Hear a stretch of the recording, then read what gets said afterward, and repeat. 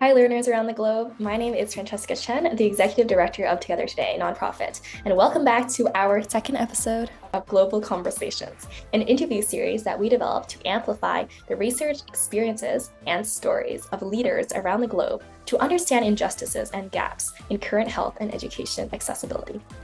Today, we interview Michelle Lima, a Philanthropy Officer at Covenant House in downtown Vancouver, British Columbia, Canada. Covenant House is an organization spanning North and Central America that provides holistic care, including basic needs such as housing, clothing, and food, to youth living on the streets, with the ultimate goal to eradicate youth homelessness. In our interview, Michelle speaks about how her experiences at Covenant House have completely altered the way she views not only individuals that are homeless, but homelessness as a crisis itself. Before we begin, I would like to leave you with a quote from a former youth at Covenant House, Laz, who we referred to during our discussion. Quote, "I believe kindness is a choice because sometimes kindness is hard. It's not easy. And when we choose kindness, we show people how good the world still is." Unquote. I think this sums up the work done at this nonprofit, as well as the goals of our conversation with Michelle today. The links to learn more about Covenant House and our organization, Together Today, are in the description. Without further ado, let's go meet Michelle. Hi, Michelle. Thank you so much for joining me today. Oh, you're welcome. It's lovely to see you, Francesca. And so our very first question is, could you give me a brief snapshot of what Covenant House is? Absolutely. So Covenant House is a nonprofit organization, and we are providing support to youth age 16 to 24 who are experiencing or at risk of being homeless. And we also support youth who have been human trafficked as well, or youth that are just in need. So although we are primarily located in the Lower Mainland, we help youth from all corners of our province. We also help newcomers to Canada who have no place to stay and are looking for stability and support and to be able to move forward. So basically, every young person who needs us finds a place here. We've been around since 1997. And it's important to note that we're over 80% privately funded by generous donors in the community. And we've got a huge vision, which is to end youth homelessness. And what is your current role within the organization? Yeah, thanks. I'm a philanthropy officer at Covenant House, and my role is working directly with donors and specifically corporations and foundations. And so it's updating them throughout the year on all things Covenant House. It's welcoming new donors, and the biggest job is thanking them for their generosity. And I also give tours of our space. We've got a beautiful space for the youth here, and often when donors come through, it just really shines a light on what they're doing to help the youth. So that's in a nutshell what I do. Yeah, thank you. I can see that you are an expert, first of all, in terms of Covenant House, the organization. I can also see that you're really passionate about what you do. And so I think our conversation today will be very interesting.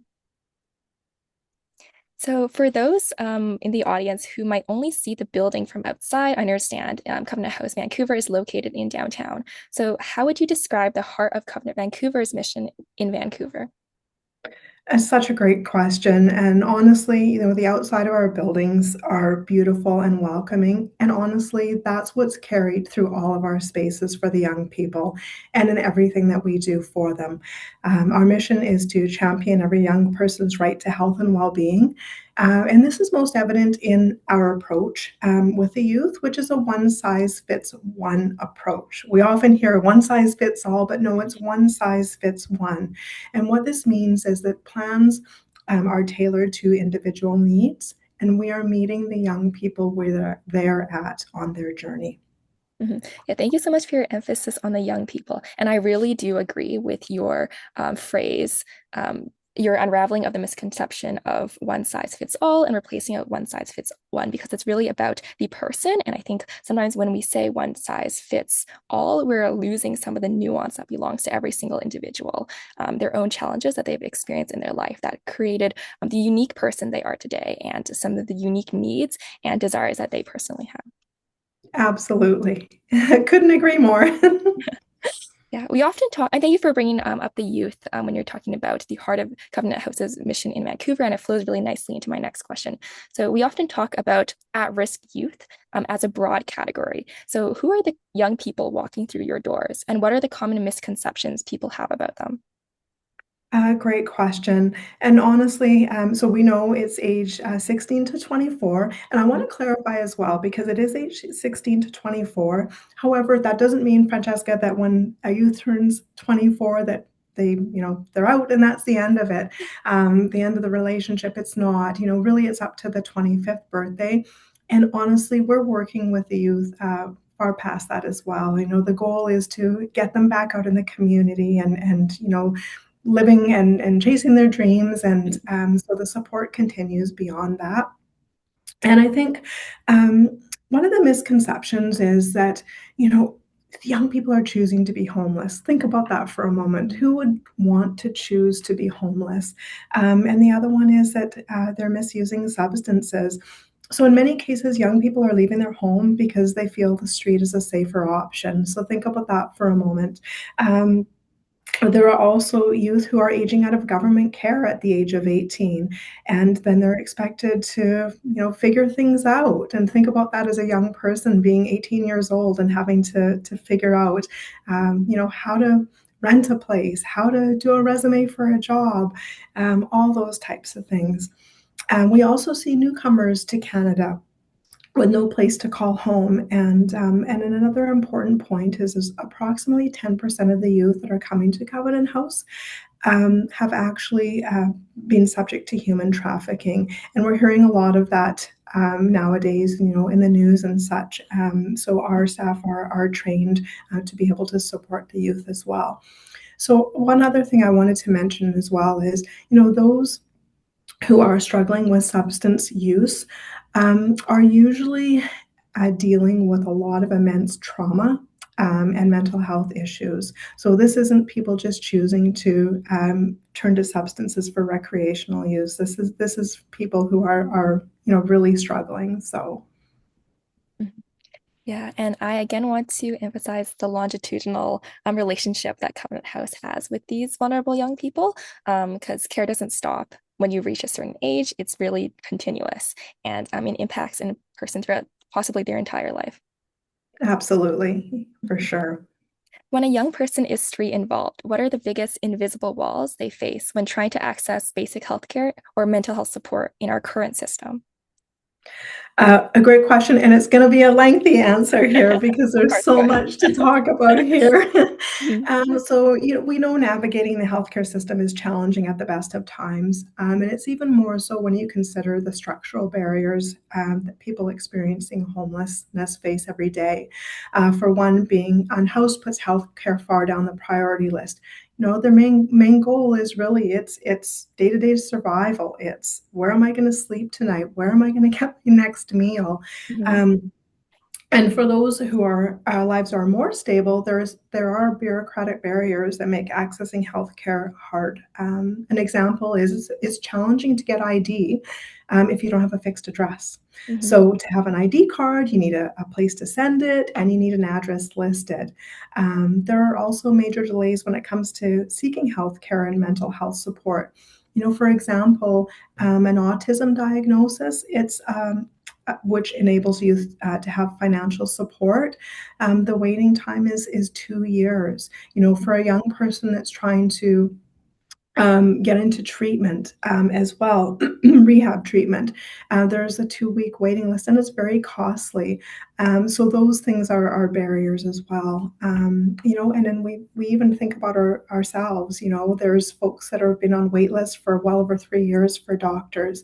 And when we talk about youth, young people going into walk-in centers, and that's where many people rely on going, you're seeing someone new every time, you're retelling your story, and this can be triggering. And it can also be that now you're having to remember all the things that are going on. And then they're not able to treat that whole person because your doctor kind of has your whole story going with you and Mhm. moves you along. So I think those are Also, very important notes.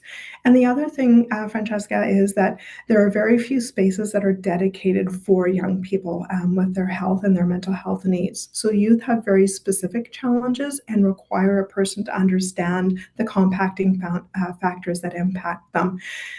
Also, street entrenched youth, can have trust issues, and so they've developed trust issues with adults. In their past, it could be from past trauma, and then we need people in those positions to recognize that and be able to foster trust with the young people. Mm-hmm. Yeah, because in my opinion, personally, I believe that trust always is first. It's always the human to human connection that needs to be established beforehand, before a person can really let another one into their life and be able to comfortably tell them some of their challenges that are having, whether it's mental health related, it's health related, or other challenges that they've been facing. And then together they'll be able to work towards a solution together. But first, the human to human connection and the trust comes first. Absolutely, yes. And how does housing instability specifically disrupt a young person's ability to stay in school or pursue a career path? What are we missing in the traditional education system that fails these students? Another great question. And, really, housing stability is the foundation for a healthy life, like full stop. And to be able to start planning for your future. So without that stability, it's extremely difficult for a young person to focus on things like school. Mhm. So think about a time when you stayed up late. Maybe you were, cramming for an exam. You didn't have as much sleep as you needed. I know I can, have those in recent past here as well. And now imagine you had less sleep than that. And that was how you felt every single day. And it's challenging to process information when you're tired, when you're exhausted. We all know that. And then youth on the street or in a shelter have trouble sleeping. And it also goes for eating as well. So, not having proper nutrition, not having healthy meals makes your body shut down. And beyond that, the practical needs, these are things we take for granted. Bathing, having clean clothes, being able to brush your teeth, like these are all challenging without having a home, and they're also necessary for being in a group setting. Imagine going to school, not having a shower and not having clean clothes, not having brushing your teeth, and now interacting with other students. And so, when we think about it, the school system is just one part of our social safety net. Mhm. Schools can be more than a place for learning, right? It's about healthy meals and building relationships, building healthy relationships, and just as a connection point to other services that young people need. How does your team build the trust necessary for youth to feel safe enough to access Covenant House's services and ask for help in the first place? Yeah, great question. And just, building on what we've been talking about.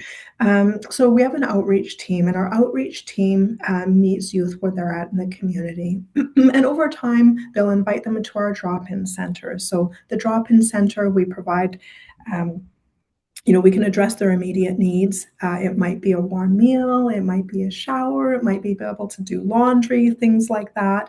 Access to those basic services that we talked about. And then, but our staff are trained to have really gentle conversations with these young people. And then the overall eventual goal is to have them move in through our programs and services to get the help that they need. So I think that's what it comes down to. It's the outreach team being out, and it's not saying, hey, come into Covenant House, but it might be giving them a water, or it might be giving them a sandwich and saying, hey, we have this place for you, to come on in and get access to some things. It's not like you have to sign up for things, but Yeah. it's just to have access to those basic things. So Mhm. Yeah, that's the starting point. yeah, like emphasizing with the youth, putting yourself into their perspectives and their shoes. What do they want in this moment? And then how can we assist them or help them and support them in taking them to a safer location where they are able to be seen? 100%. Yeah. And speaking of the services that Covenant House provides, I really love how Covenant House focuses on the whole person, as I previously mentioned, and especially through your continuum of care model. Can you take us through how the programs, and I understand these are some of the programs that you provide at Covenant House, the crisis program, sanctuary outreach, winter shelter, rites of passage, and foundations. How do these programs in this model empower youth? And in your opinion, what makes these services valuable and significant? Great question. So, providing a continuum of care, as I said, we're meeting the youth where they're at. We're offering the care that they need, and that's important. Not all youth need the same supports at the same level, so that's where the one size fits one approach comes in through all of our programming. Our continuum of care includes not just housing, because that can, people will think, oh, it's just a shelter. We are so much more than just a shelter. Our wraparound support, such as mental health care, clinical counselors, art therapy, recreational opportunities like excursions. We have a gym on site. We have, fitness classes. And then there's our life skills training, which is just absolutely amazing. And that's, making meals, budgeting, cleaning, living on their own, and so much more. So these programs and services give a young person a safety net, stability and space they need to be able to pursue their dreams, and their priorities. That's sometimes what it comes down to. So priorities like housing, employment, education. So we're here to help them every step of the way. It sounds like Covenant House is really a launching platform for these youth because it not only addresses one specific aspect that they may need support with, but a multitude, and it's really a holistic approach. Absolutely. Yes. And specifically, how does this model address health and education equity and its long-term implications on these youth? Yeah, and I think what it comes back to is it's providing the supports, right? It's the mental health supports, and we talk about we've got the registered clinicians, we've got that wraparound care, and I think that's what it comes back to, and getting the young people established. So looking after their health, establishing healthy habits to be able to move forward. So it's wrapped in everything that we do, and I think that's the best way to say it. Mhm.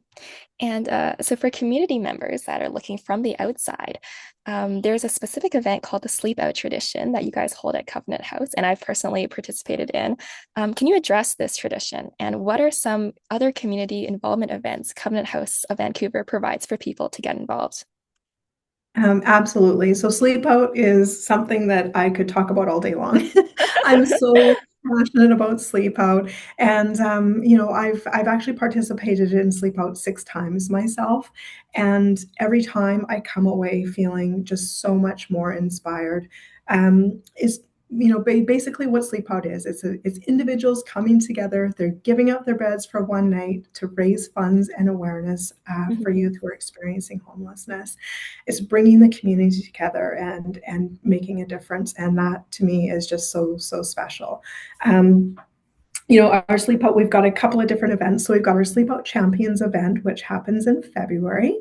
That's the one I participate in myself. And we've got our sleep out executives edition that is in November. And then we also have our Sleep Out Students edition. And yes, Francesca, you had joined that just recently, and I was so happy to be a part of that with you. This is it. It's coming together. It's making a difference. It's raising awareness. And I know there was just some incredible feedback and enlightenment, I would say, that came out of the Sleep Out event that you had put together. So kudos to you for that. So I encourage people to get involved. I will be doing Sleep Out for as long as I can, and continuing, my journey there. And also, you asked about other ways to get involved. So, aside from sleep out, students can do, for fundraising. We've had people do like skate, bike, or runathons within the school. There's DIY, so do-it-yourself fundraising. Some people will like sell candy, and then they put the money together and bring it to Covenant House. There's lots of different opportunities. And then there's volunteer opportunities as well. So we list all of our volunteer opportunities on our website, but a number of ways to get involved. We've got folks that will come in and do thankathons, thanking our generous donors, people that are involved with our gifts in kinds, sorting clothing and doing different things. So yeah, lots of ways to get involved for sure.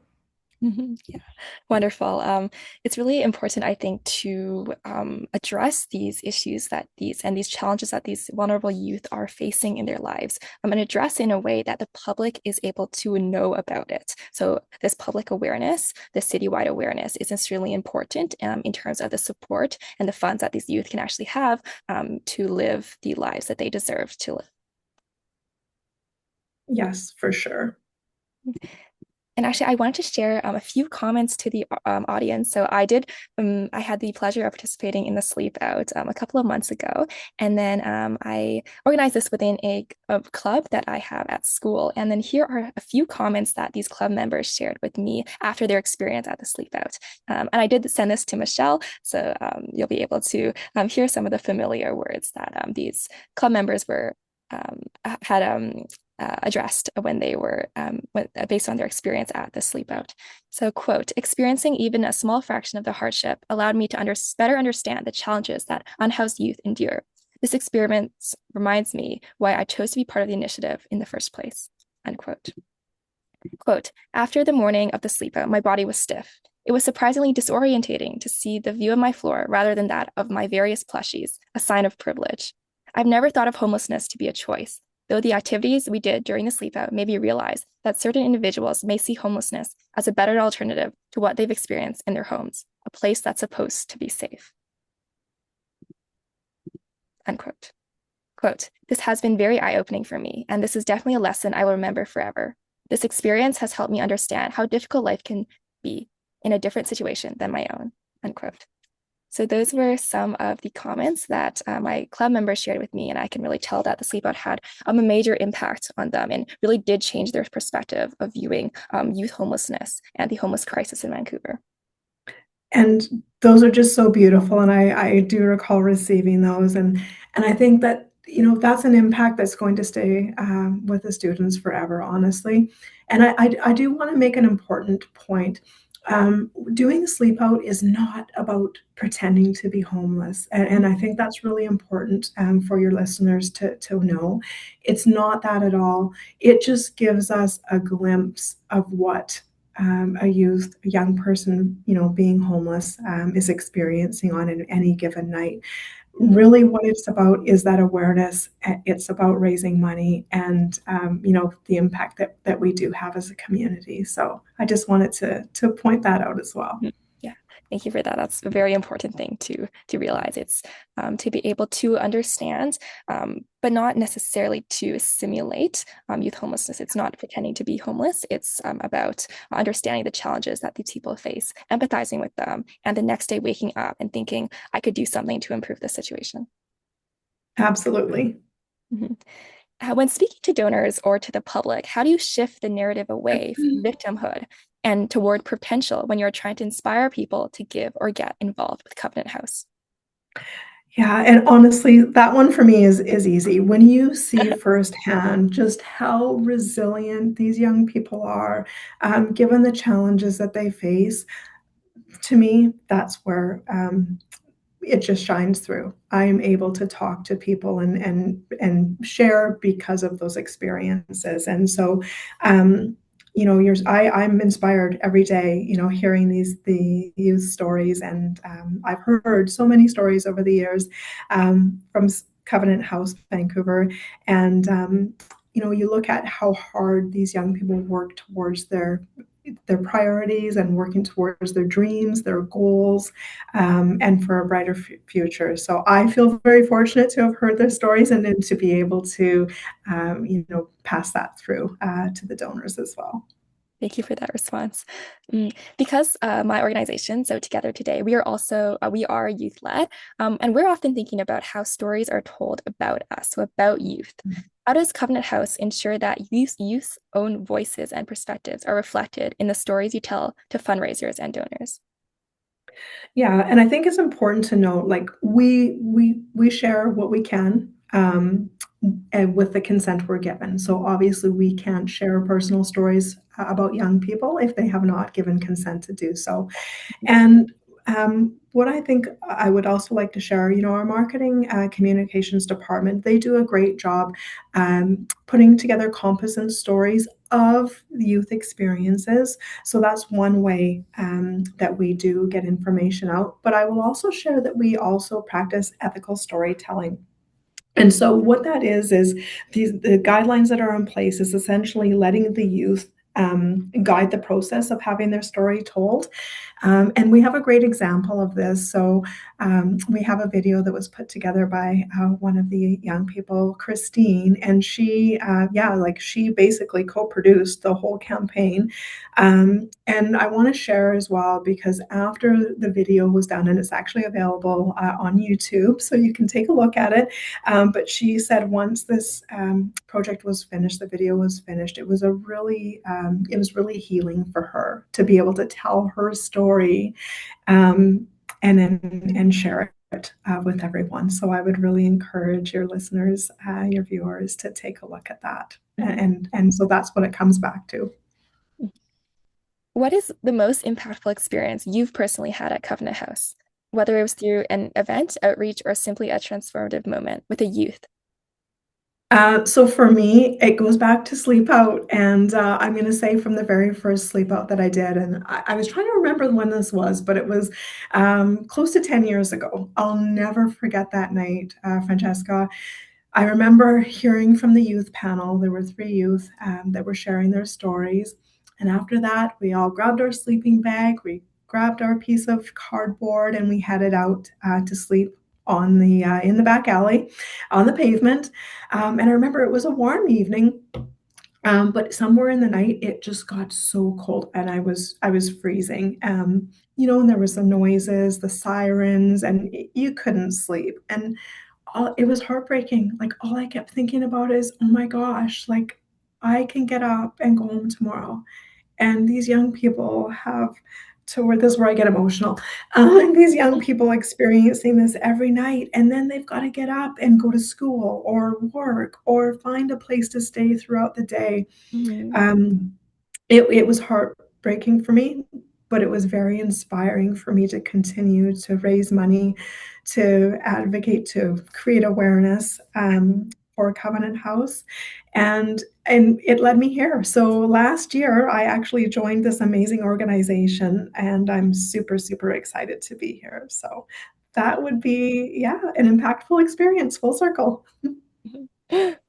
Yeah, I'm also super excited for you as well. I know you quite well as a person as we've worked together in the past for several events for Covenant House. And I think you are a really valuable asset to the team and to just as a mentor for the youth and for Covenant House because of your passion, because you feel so deeply for these young individuals. Thank you so much. That means a lot. Mhm. As a youth-led nonprofit ourselves, we believe in the power of young voices. How does Covenant House involve the youth themselves in the design of their own care and goals? And I think it really goes back to the continuum of care, right? We talk about that, meeting the youth where they're at on their journey and offering the care they need. So that's, again, not all youth need the same supports. Not all youth need the same support at the same time. So it's really creating that individualized and tailored care to their individual needs. Mhm. And throughout our conversation today, a general trend was we were addressing some of the gaps that are currently in society, in which Covenant House is really trying their best and funneling their energy in order to fill and create this environment for young people to really live up to their potential, and to achieve the dreams that they deserve to achieve. So, if we think about BC, in general, what is one policy that you personally would change to immediately improve or generate a process of improvement for the lives of youth that you serve? Hmm. And an important question. So thank you so much for asking. So we know young people today are facing so many different issues, including housing and affordability crisis, a challenging job market, just to name a few. And consistently we are see young people falling through the cracks. So sometimes it's because the services that they need aren't accessible. Other times it's because they've turned 18 and they've aged out of government care. So one very important change would be to invest in programs and services that are specifically designed for young people, Mhm. not adults, and help those young people transition to adulthood by making the services available to them. And I think that that's really what it comes down to. And we know a young person experiencing homelessness is not the same as an adult person experiencing homelessness. And so many different things. And I know I touched on life skills for an example. And we did this with our housing priorities with the sleep out that you participated in. And budgeting, like how much does it cost to rent a space? And, then there's all the things that come along with that. Or how do you do a resume? Like, how do you do all these things? So I direct it back to, again, we just need to have youth supports that are accessible, and that's why we're here. Mhm. Yeah, the transition, sorry, to adulthood is really a pivotal time. It's for example, if a youth is struggling with their mental health or their health in general and their education, that will exponentially impact their ability to integrate well into society in the future, and also the life skills that they learn throughout childhood, throughout youthhood, and then all the way until adulthood. That is something that needs to be factored in, and really appreciate the fact that Covenant House is addressing, again, this holistic way of viewing the individual and exactly what they need, and the challenges, and to help them to support them through the challenges that they're currently facing in order to provide a healthy and safe adulthood for them. For a young person listening who wants to support their peers or get involved in advocacy in their own communities, where is the best place to start? And for me, I'm going to just say it: get involved, like start somewhere. And sometimes it is all about starting small, and so there's so many ways to get involved. And I think just starting in the community, for example, so visit your local community center. They will often have opportunities posted to volunteer. Um, Help out in the community. And I think honestly too, it's starting in your school. The various clubs that you have, and I know the Interact Club, and there's social justice clubs in the high schools as well.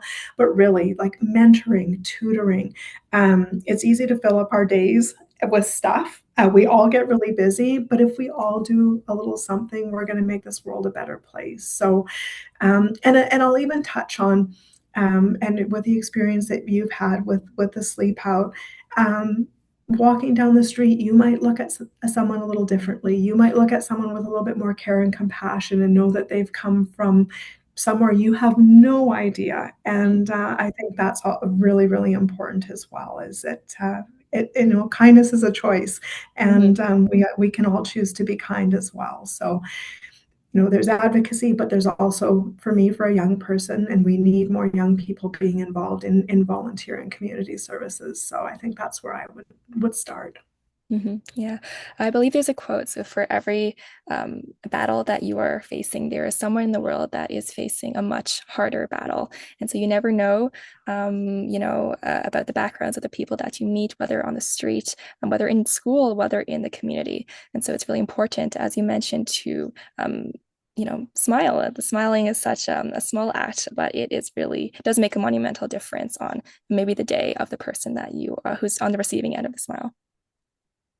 Absolutely. And one quick, I know we're probably coming to time here, but I think an important note as well is even within the school system. So we typically think of a homeless person being someone that's out on the street, and housing instability comes in all forms, and it could Mhm. be students that are couch surfing, or might be sleeping at different places and going to different family. There's so many things that take place that we have no idea about. And yeah, so I think it's important to understand housing instability is just not about people who are homeless on the street. Mhm, mhm.